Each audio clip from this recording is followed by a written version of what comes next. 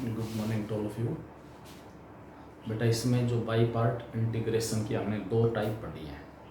जब डिनोमिनेटर के अंदर लीनियर और नॉन रिपीटिंग फैक्टर हों, और नेक्स्ट केस था डिनोमिनेटर के अंदर लीनियर फैक्टर हैं जिसमें से कुछ रिपीट हो रहे हैं, तो पार्शियल फ्रैक्शन बनाने का जो तरीका है वो हम डिस्कस कर चुके हैं।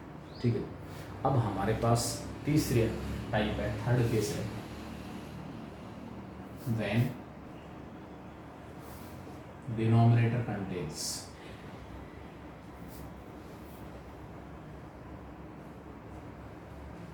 quadratic factors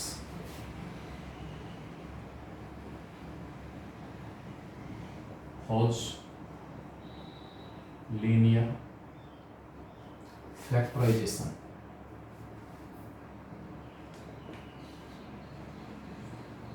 is not possible।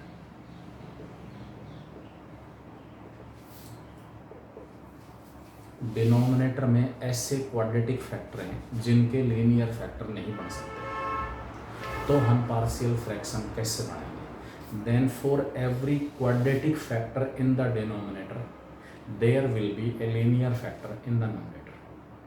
Quadratic factor में हर ऐसे डिनोमिनेटर में हर ऐसे क्वाड्रेटिक फैक्टर के लिए नंबरेटर में हमें एक लीनियर फैक्टर लेना पड़ेगा। नंबरेटर में क्या होगा? Linear factor.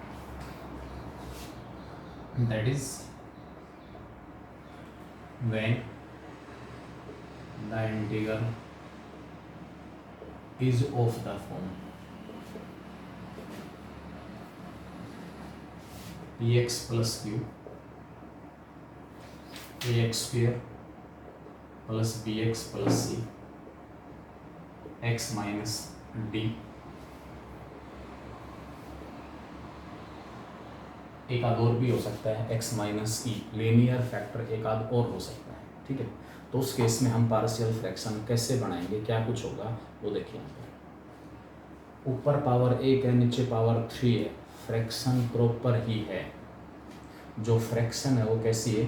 प्रॉपर है।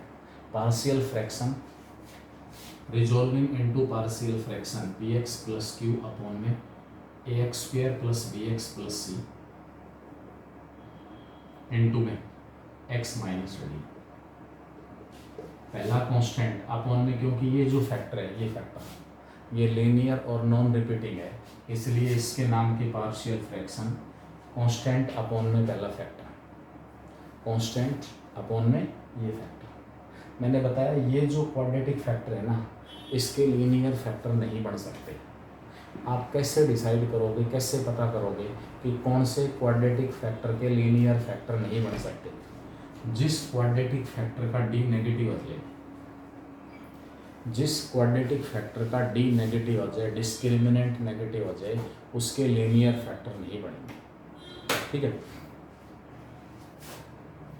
तो मैंने बताया ये जो क्वाड्रेटिक फैक्टर है, ऐसे हर क्वाड्रेटिक फैक्टर के लिए नंबरेटर में आपको एक लीनियर फैक्टर लेना पड़ेगा bx प्लस सी अपॉन में ax square plus bx plus C. अगर एक और क्वाड्रेटिक फैक्टर होता तो ऊपर आ जाता dx प्लस ई अपॉन में वो क्वाड्रेटिक फैक्टर एंड सो। ठीक है, तो जब डिनोमिनेटर में ऐसा क्वाड्रेटिक फैक्टर अपीयर हो रहा है जिसके लीनियर फैक्टर नहीं बन सकते, तो पार्शियल फ्रैक्शन बनाते समय जो अब तक नंबरेटर में कांस्टेंट लेते आ रहे थे, हर क्वाड्रेटिक फैक्टर के नाम का नंबरेटर में हमें क्या लेना पड़ेगा? लीनियर फैक्टर लेना पड़ेगा। कैसा फैक्टर? लीनियर। ठीक है, देखें कैसे क्वेश्चन की हेल्प से। इसमें क्वेश्चन आपके पास दिया हुआ है, 7th का फर्स्ट पार्ट है, 7th का सेकंड पार्ट है, दोनों एक जैसे हैं। 7th का फर्स्ट पार्ट, 7th का सेकंड पार्ट। 7th क्वेश्चन का फर्स्ट और सेकंड दोनों एक जैसे। X square plus x plus 1, x square plus x plus 1 divided by x plus 2 into x square plus 1 और dx। डिनोमिनेटर में एक तो लीनियर और नॉन रिपीटिंग फैक्टर है और दूसरा क्वाड्रेटिक फैक्टर है। इसके नाम की पार्शियल फ्रैक्शन हम बनाएंगे resolving into partial fraction, resolving into partial fraction.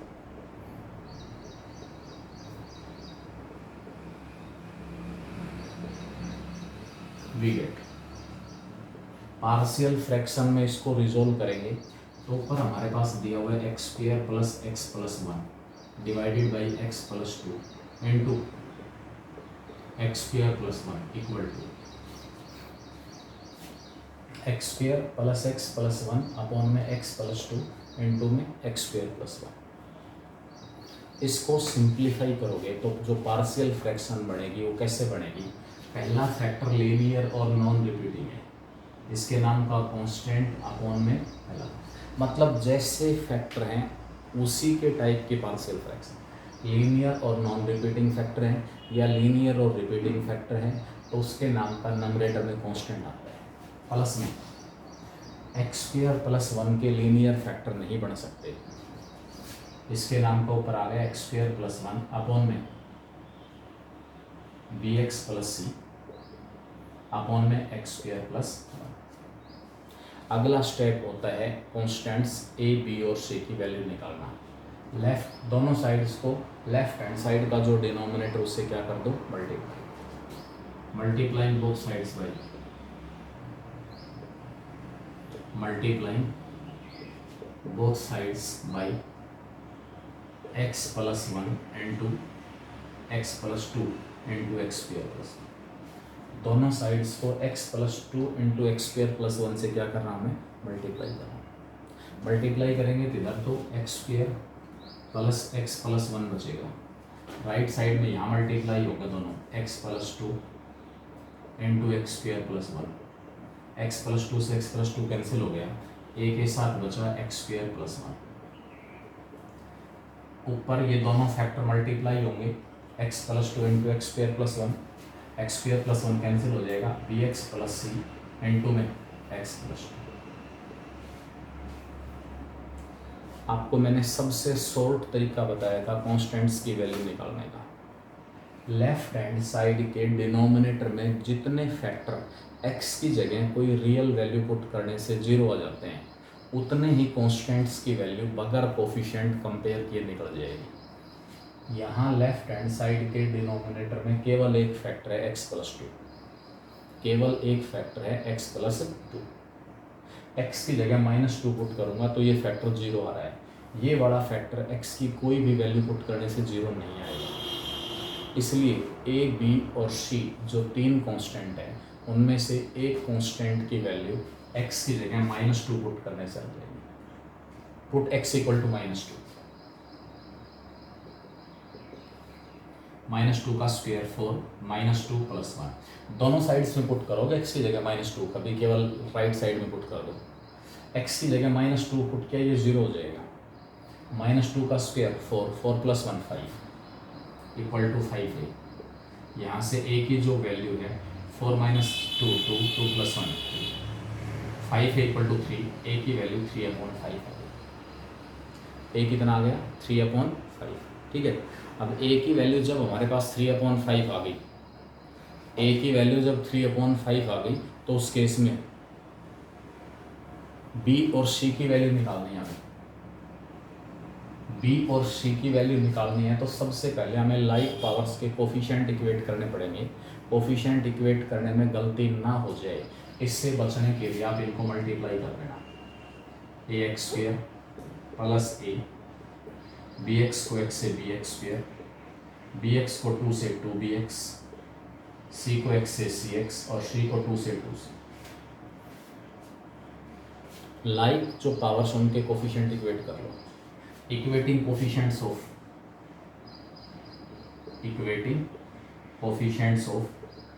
like powers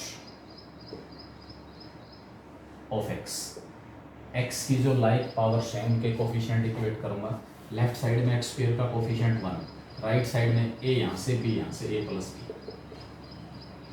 a और b। a की वैल्यू थ्री अपॉन फाइव है, three upon five plus B. b की value one minus three upon five, two upon five आ गया। अब single power का coefficient, left side में single power का कोफिशिएंट कितना है? One. Single power coefficient of x x square का एक्स का कोफिशिएंट 1, राइट साइड में एक्स का कोफिशिएंट यहाँ कोई नहीं है, यहाँ कोई नहीं है, एक तो ये रहा 2b और प्लस का c, 2b प्लस c, ठीक है। 2bx प्लस का cx है, तो 2b प्लस c हमारे पास x का कोफिशिएंट हो गया। b की वैल्यू कितनी है 2/5 यहाँ पुट कर रहा हूँ, तो 2 इंटू 2/5 4/5 प्लस c, यहाँ से c की जो वैल्यू है 1 माइनस 4/5 1/5 है। c की जो वैल्यू हमारे पास वो कितनी आ रही है 1/5, ठीक है। b हमारे पास 2/5 आया, 1 में से 3/5 माइनस हो गया, तो 1 में से 3/5 माइनस करेंगे तो क्या आएगा 2/5, ठीक है। और यहाँ b की जगह 2/5 पुट किया तो 2 इंटू 2/5 4/5, इधर आके माइनस, c की वैल्यू 1/5 है। a b और c की वैल्यू हमारे पास आ चुकी है, देयरफॉर आगे लिखोगे गिवन इंटीग्रल बिकम्स, जो गिवन इंटीग्रल था बिकम्स क्या बन गया X square plus x plus 1 upon में x plus 2 into x square plus 1 और dx। इसको हमें इंटीग्रेट करना था, मैंने इसकी पार्शियल फ्रैक्शन बढ़ाई, इसकी जगह लिखा a/x प्लस 2, a की वैल्यू है 3/5 और अपॉन में x प्लस 2 प्लस में bx प्लस c, b की वैल्यू 2/5x, c की वैल्यू 1/5 और इसके अपॉन में आ गया एक्स स्क्वायर प्लस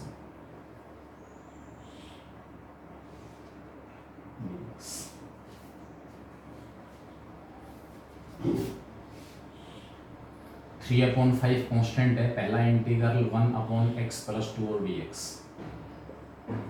2/5 और 1/5 दोनों में से 1/5 कॉमन निकाल दिया, अंदर क्या बचेगा 2x प्लस 1 अपॉन में एक्स स्क्वायर प्लस 1।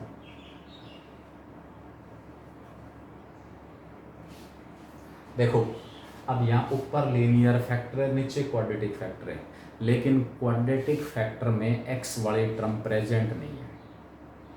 नीचे जो क्वाड्रेटिक फैक्टर है इसमें एक्स वाली टर्म प्रेजेंट नहीं है, इसलिए इसको रीअरेंज करने की बजाय सिंपली अलग अलग डिवाइड कर दो बस।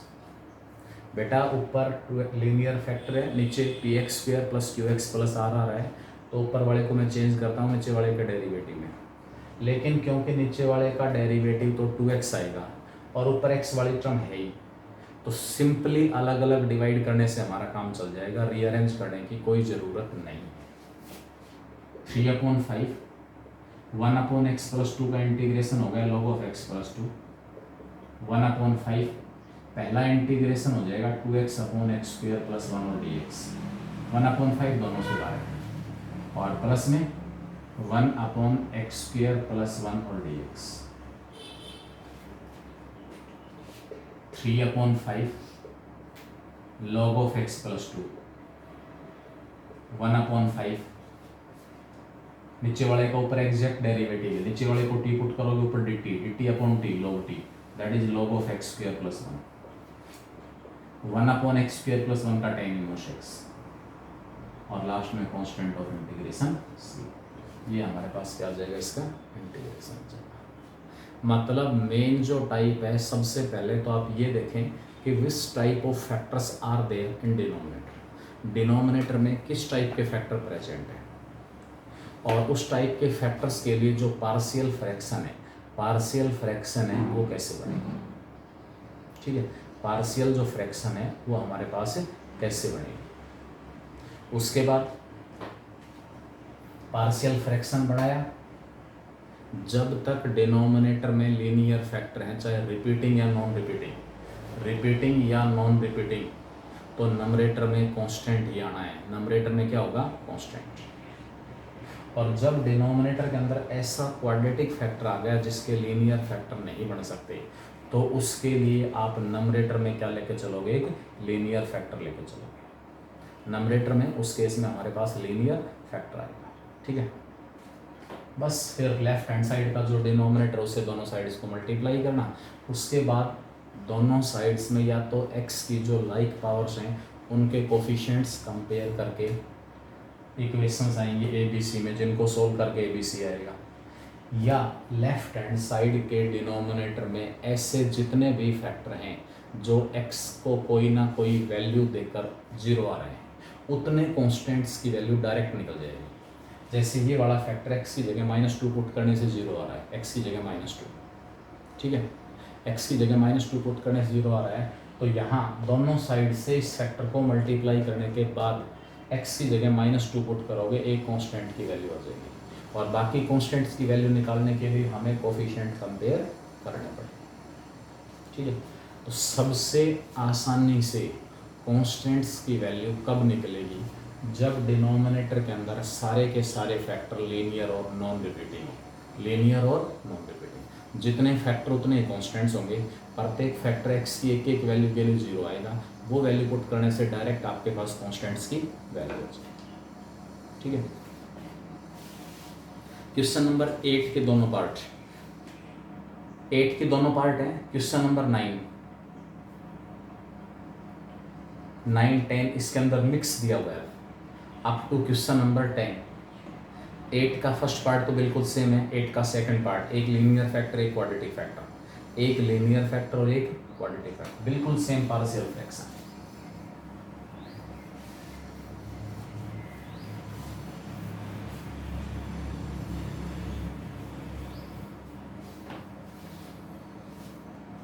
गिवन इंटीग्रल हमारे पास है, इसमें मैं ले रहा हूँ 9th क्वेश्चन का first part.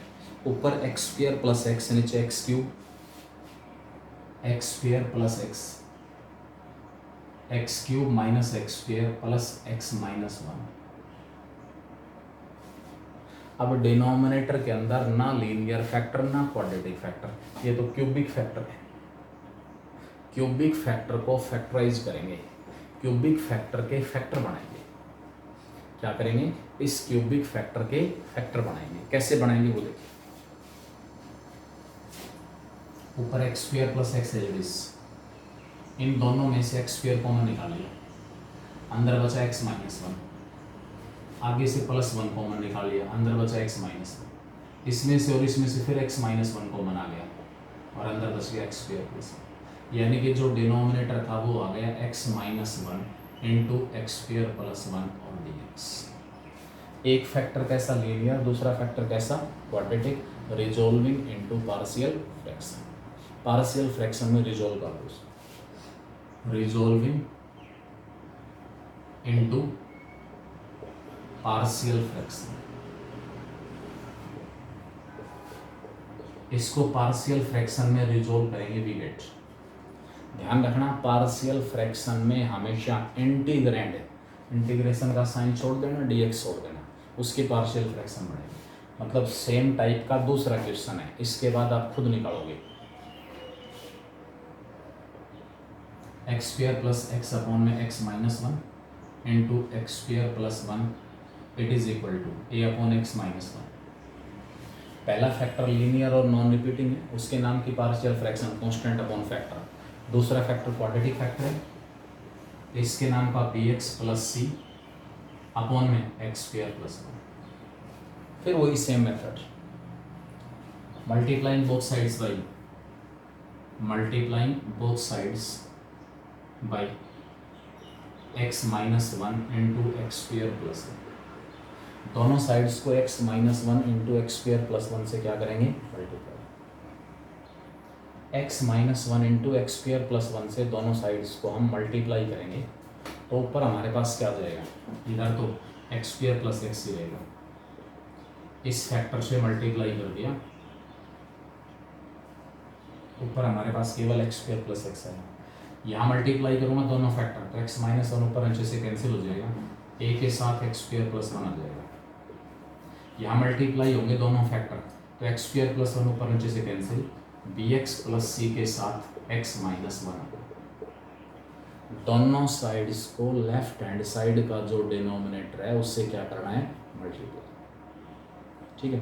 Left hand side का जो डिनोमिनेटर है इससे दोनों साइड्स को मल्टीप्लाई कर दो, ताकि लेफ्ट साइड के डिनोमिनेटर में से x वाली टर्म कैंसिल हो जाए, ठीक है। लेफ्ट साइड के डिनोमिनेटर में एक फैक्टर है जो x की जगह 1 पुट करने से 0 आ जाएगा ये, तो आपके पास एक कांस्टेंट की वैल्यू आ जाएगी x की जगह 1 पुट करने से।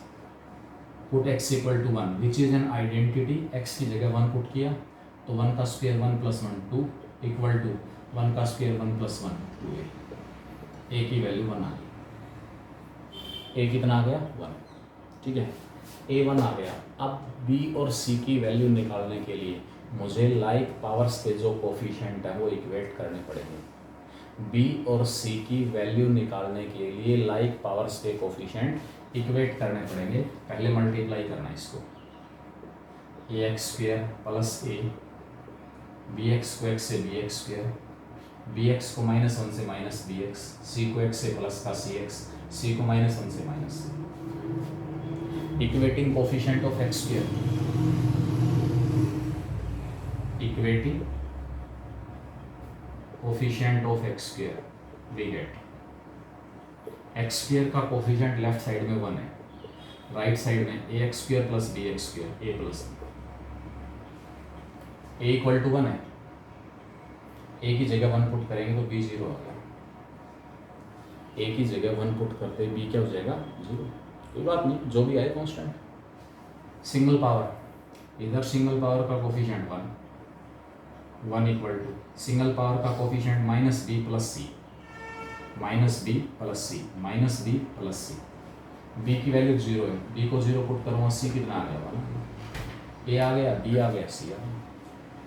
ए बी और सी की वैल्यू आने के बाद हम क्या करेंगे, देयरफॉर गिवन इंटीग्रल बिकम्स, जो गिवन इंटीग्रल हमारे पास वो क्या बन जाएगा, गिवन इंटीग्रल बिकम्स, इंटीग्रल हमारे पास था X square plus X upon में X minus 1 into x square plus 1, ठीक है,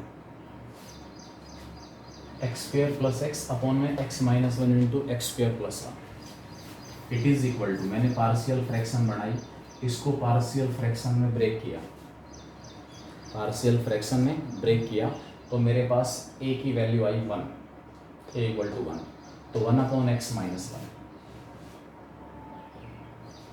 बी एक्स प्लस सी, b की वैल्यू 0 आ रही है, c की वैल्यू 1 आ रही है, प्लस में आ जाएगा, c की वैल्यू b तो 0 हो गया, 0 इंटू एक्स, c की वैल्यू 1 है, अपॉन में एक्स स्क्वायर प्लस,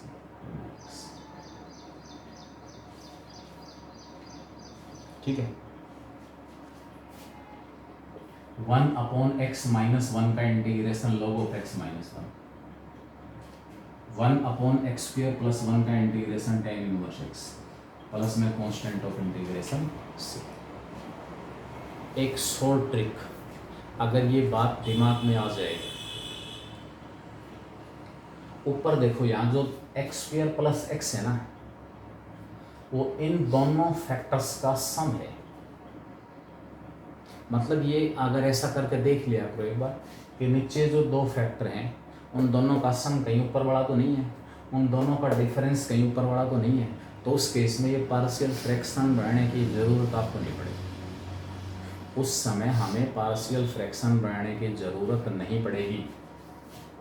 मैं जो ऊपर एक्स स्क्वायर प्लस एक्स है ना, उसकी जगह मैं लिख दूंगा एक्स स्क्वायर प्लस 1 प्लस का एक्स माइनस 1, इन दोनों फैक्टर्स का जो सम है वो एक्स स्क्वायर प्लस एक्स ही आ रहा है। इससे बेनिफिट क्या होगा, अलग अलग डिवाइड कर देना, इसके अपॉन में भी x minus 1 into x square plus 1 और इसके अपॉन में भी x minus 1 into x square plus 1। क्या बेनिफिट हो गया आप देखेंगे, आप एक्स स्क्वायर प्लस 1 से x square plus 1 cancel, x minus 1 से एक्स माइनस 1 कैंसिल, क्या बचा लास्ट में 1 upon x minus 1 plus 1 upon 1 plus x, ये तो उसमें से था।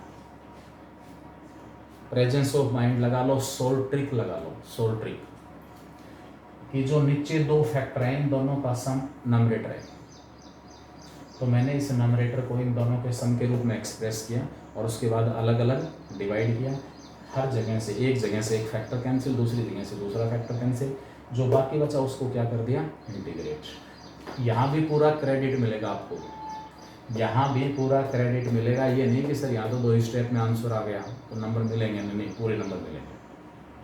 और इस तरीके से पार्शियल फ्रैक्शन बन जाएगा। ये रूटीन मेथड है, हर जगह अप्लीकेबल है, चाहे नीचे वाले जो 2 फैक्टरों का सम और डिफरेंस ऊपर वाला आओ या ना हो, ये हर जगह अप्लीकेबल है, ये एक आध जगह by chance.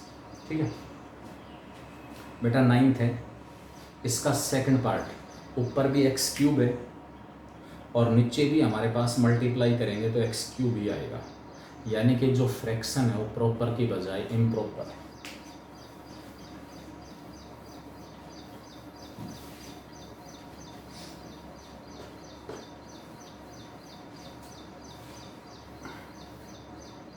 X cube upon में X minus 1 into x square plus 1।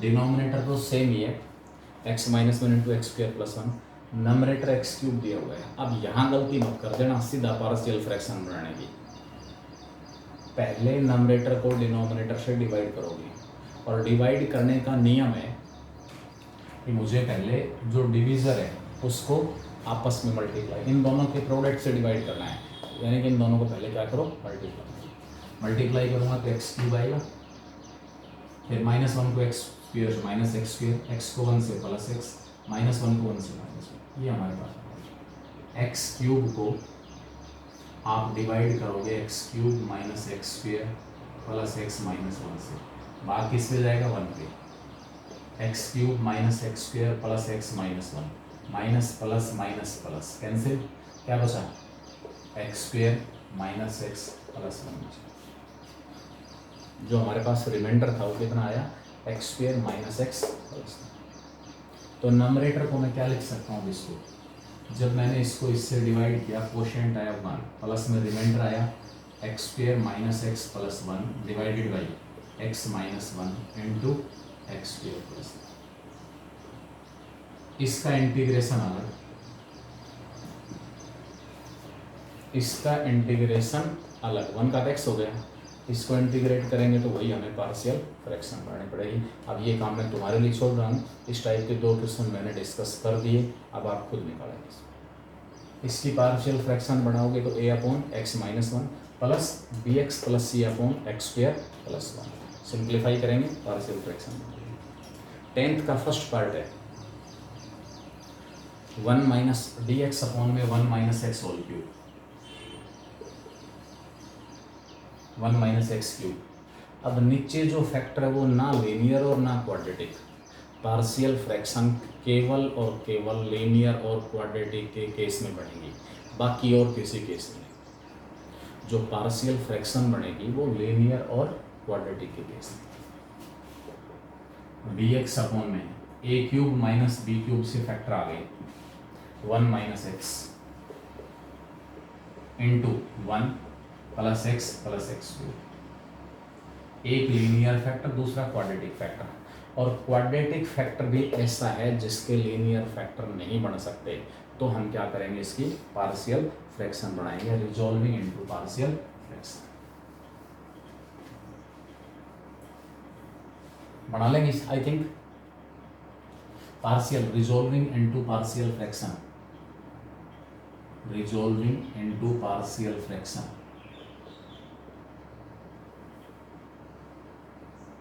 We gate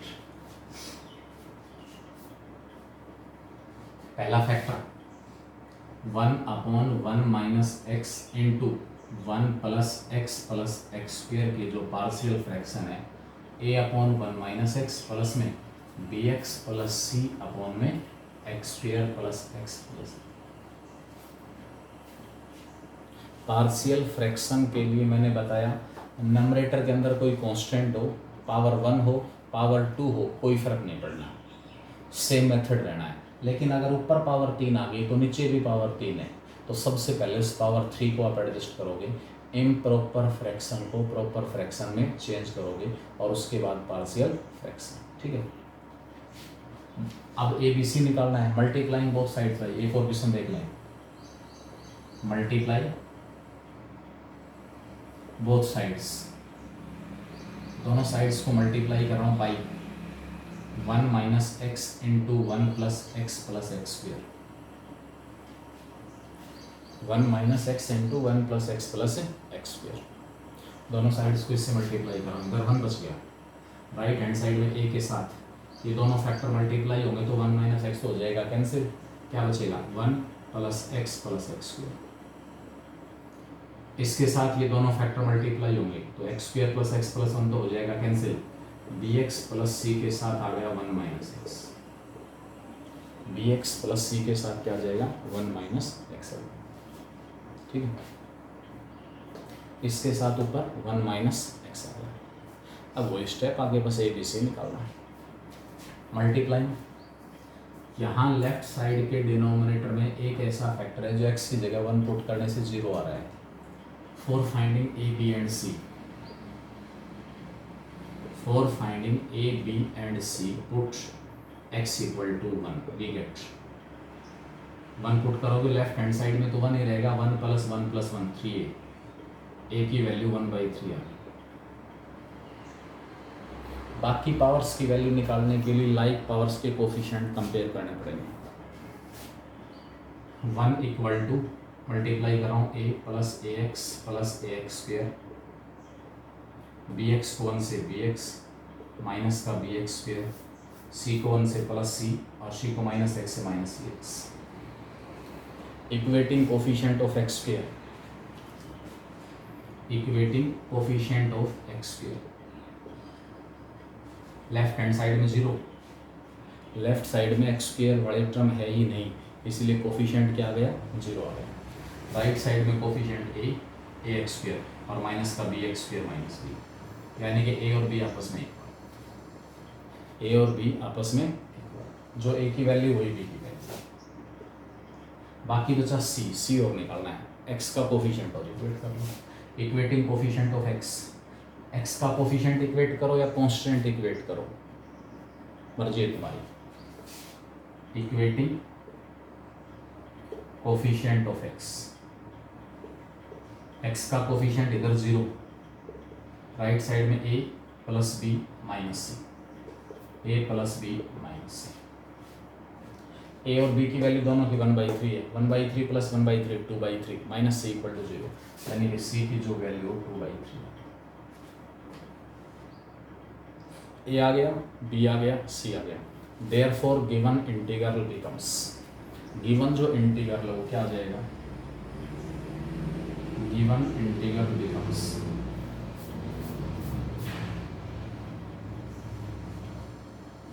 क्या होगा, ये था इंटीग्रल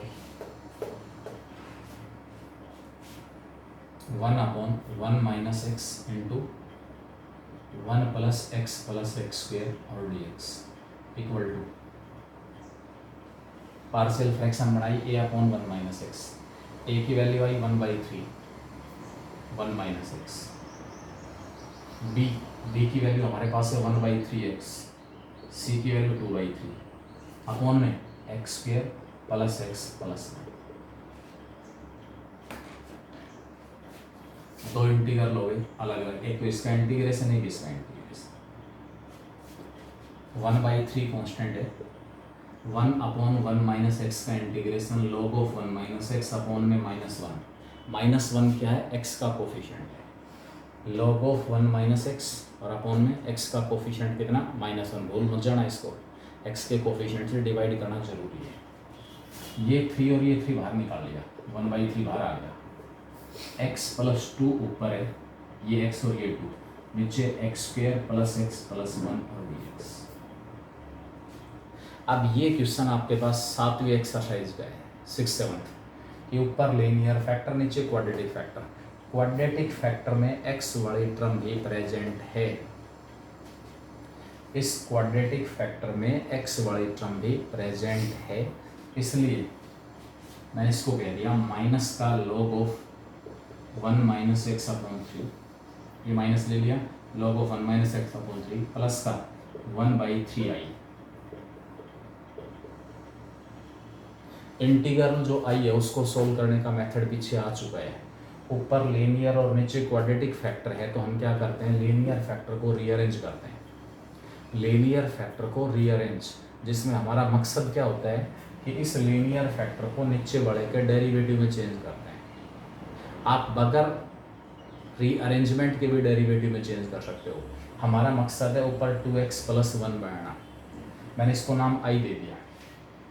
इस सारे इंटीग्रल को मैंने 1/3 i कह दिया, 1/3 बाहर है तो बाकी मेरे पास क्या बचा i मैंने अब किसकी जगह लिया,